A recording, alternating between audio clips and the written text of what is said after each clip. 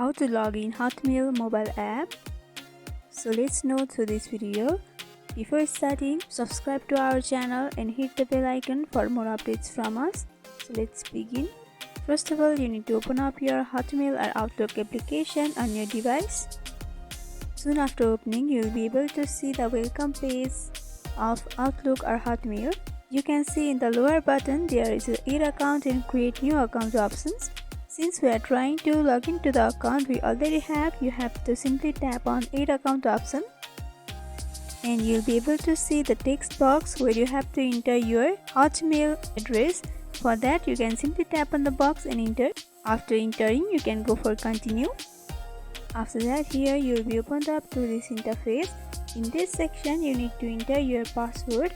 If you forget your password, then you can go for forget password option, where you will be able to reset your Hotmail password, and once again you can follow this step and log into your account.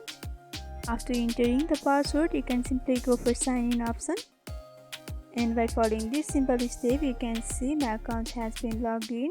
So by following this simple step you can log in Hotmail mobile app. So hope this video was helpful. Don't forget to like, comment, share and subscribe to our channel for more updates from us. Thanks for watching.